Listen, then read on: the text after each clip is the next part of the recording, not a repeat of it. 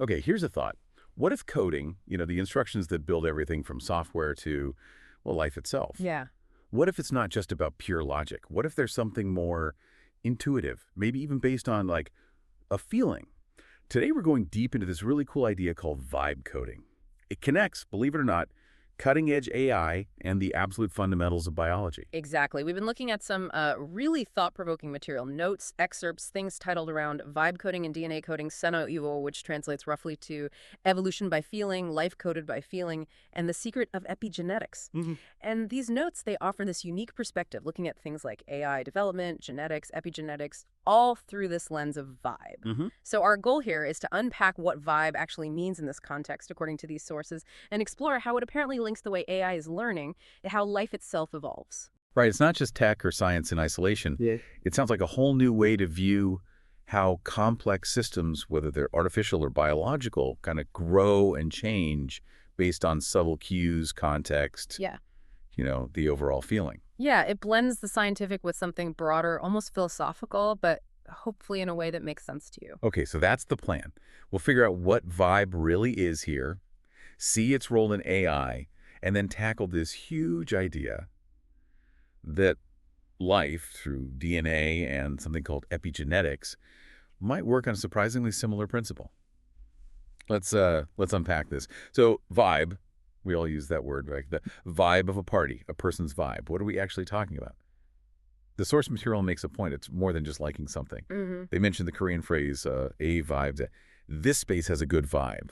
And it's not just saying, oh, the decor is nice. It's about the atmosphere, the sensory harmony and emotional connection you feel. It's that intuitive thing, isn't it? Hard to pin down, but you know it when you feel it. So, And these notes actually trace that feeling back. They link the modern idea of vibe to music, jazz, funk, hip-hop. Think about, like, a great jazz solo or a really deep funk groove. It wasn't always about hitting every note perfectly according to the sheet music. no, it was about the feeling. Exactly. The emotion, the improvisation, how it all flowed together, and how it made the audience feel. So the idea is that vibe, even from its roots, was a kind of language operating on senses and emotions, conveying something beyond just words or structure. Okay, that makes sense. It's that quality that shapes the whole experience. Now, here's where it gets really interesting, according to these notes. This idea is apparently popping up in artificial intelligence. Yeah, it seems so. They talk about something called vibe coding. It's a term linked to Andrej Karpathy, big name from Tesla AI, OpenAI. This was apparently floated around 2025. Vibe coding. Okay, so what is it in the tech world? Well, the way it's described here, it's like a new way for people to tell an AI to create code, even if they don't know how to program themselves. Instead of typing out lines of Python or Java, you describe what you want the program to do, or maybe how you want it to feel, using just plain language. Wait, so you tell it the feeling you want, not the step-by-step instructions. That's the core idea presented here. The notes give this example. A user asks the AI, create a program that generates emotional music, something with a really warm, comforting feeling. Okay, so no technical details, no use a C major chord here or set tempo to 60 BPM. Right, just the vibe, emotional, warm, comforting. And the AI is supposed to take that subjective, feeling-based request and translate it into actual working code, maybe HTML, CSS, JavaScript, whatever it needs. Wow. So the AI is interpreting human emotion, essentially, Yeah. and turning it into machine instructions. That feels big. It does. The source material really frames this as a bridge, connecting our nuanced human feelings and desires directly to what the computer creates.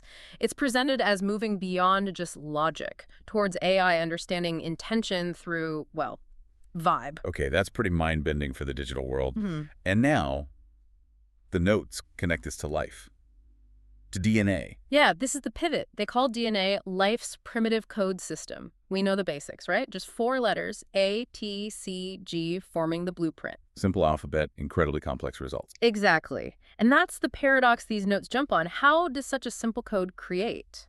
Well, everything, all the complexity, the unpredictability of life. And the key idea they stress is DNA isn't like a fixed computer program running in isolation. It's constantly interacting with its environment. It's dynamic. Okay, so it's not just reading the code, it's responding to the world around it. Precisely. And this is where the concept gets really powerful, connecting back to that vibe idea through something called epigenetics.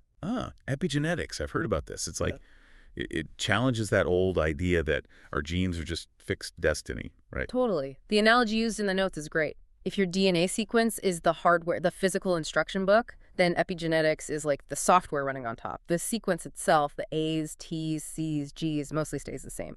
But epigenetics controls which genes get read, when, and how strongly, like dimmer switches on your genes. Turning genes on or off, or just turning them up or down? Exactly. And here's the kicker, according to these notes. What controls those switches? This is where the vibe comes back in, big time. Okay, I'm listening. It's influenced by things in our daily lives. Things like stress, our sleep patterns, diet, definitely, but also our social connections, our relationships, and even the general emotional atmosphere around us, the environmental vibe. So the feeling of your environment can literally affect which of your genes are active. That's the strong claim in these notes. They basically say epigenetics is life's version of vibe coding. The fundamental genetic information is there, but how it gets expressed, when it gets activated, is constantly being tuned by the environment, by the sensory input, by the overall feeling or vibe of the situation. That's profound. Yeah. It means things like how supported you feel or how stressful your commute is that could be tweaking your genetic expression. That's the implication drawn here. Think about it, your relationships, your home environment, even maybe the general mood of your community. It could all be sending signals that influence how your genetic software runs. It really makes you think about how connected you are to your context, doesn't it? It absolutely does. It Yeah. makes you feel much less static, much more responsive. So how does this play out on the bigger stage, like in evolution? Well, the perspective offered here shifts how we might think about evolution. It's not presented as nature logically designing the perfect organism. Instead, it's framed as a process that favors the genetic codes, the DNA that happen to fit the vibe, the specific context of their time and place. Fits the vibe. How does that work? Okay, so mutations, the random changes in DNA, they just happen, right? Like little experiments or errors. But then there's selection. Which experiments stick around? The idea here is that the organisms whose gene expression, modulated by epigenetics, was well suited to the feeling of the environment, the climate, the available food, the social dynamics, the whole ecological sense, those were the ones that thrived and passed on their code. So it's less about being objectively best and more about being resonant, compatible with the environment's overall feeling or condition. That's a good way to put it, resonant. Yeah. The source describes this as nature's own DNA vibe coding, happening over millions of years. Like, life isn't just following rigid rules, it's improvising, tuning its expression based on the context, the environmental feel.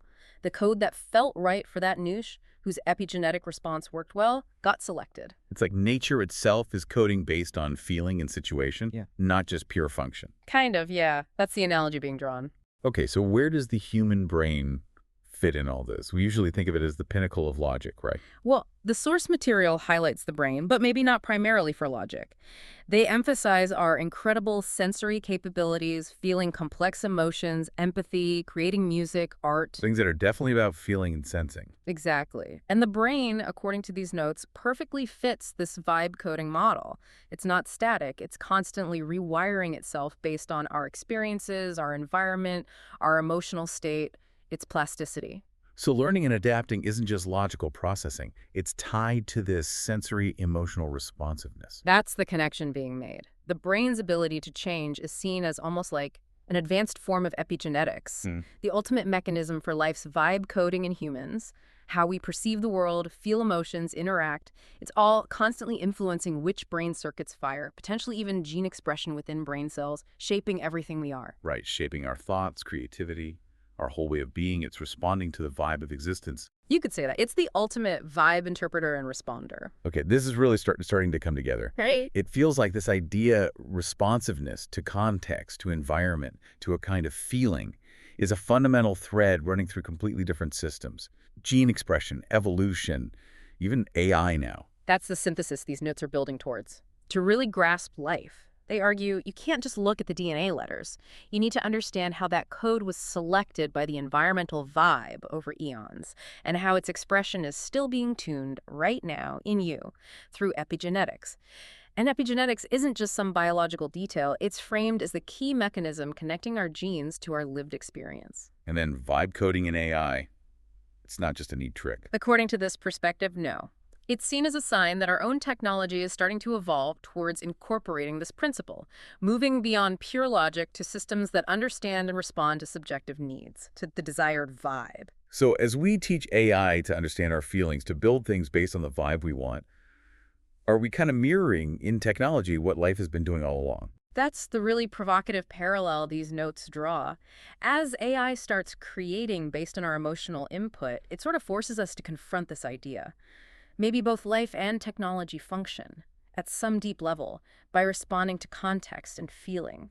Life isn't a perfect blueprint, it's more like living music, constantly being played and modulated by the vibe of the environment and emotion. And now humans and AI are maybe Yeah. creating a new kind of vibe together, a new digital evolution. That's the implication. We're collaborating, maybe without fully realizing it, on these new vibe-coded systems. It suggests a fascinating continuity between the biological and the digital. Wow. It really changes how you think about your own place in the world, your connection to everything. It suggests we're not just passively programmed. Far from it. It points to a much more dynamic, interactive reality. So this deep dive into vibe coding, pulling from these notes, it's taken us from just a feeling about a room all the way to AI and evolution. Pretty amazing journey. It really is. And the source material, it doesn't just leave it there. It ends by turning the question back to you, the listener, with two questions, originally in Korean. Uwejle baya volya uyo vaja gro holie. Ubeja vayu. Ore? Yep. Okay, let's translate that. Something like, under the vibe of which environment was your DNA selected? That's looking back, right? At your ancestry, the history coded into you. Right. Thinking about the environments, the conditions, the vibes your ancestors lived through, which shaped the genetic potential you inherited. But then the second question. And with what vibe are you coding the world? That's about the present and the future. Exactly. It's asking you to consider two things. First, how is the vibe of your life right now, your surroundings, your stress, your joy, your connections, influencing your own biology through epigenetics? But also, more actively, what kind of vibe are you putting out there? Every choice, every interaction, everything you create based on your own feelings and intuition, isn't that, in a way, your contribution, your way of coding the world around you? It implies we're not just receivers of the vibe, but creators of it too, actively shaping our environment, and maybe even our own biology, with the energy, the feeling, the vibe we bring. That's the powerful takeaway suggested here. It's a call to be mindful of these subtle forces, the vibes we experience and the vibes we create and how they connect everything, from our genes to our technology to our shared future. A really deep connection between the code within us and the world around us. Fascinating stuff to think about.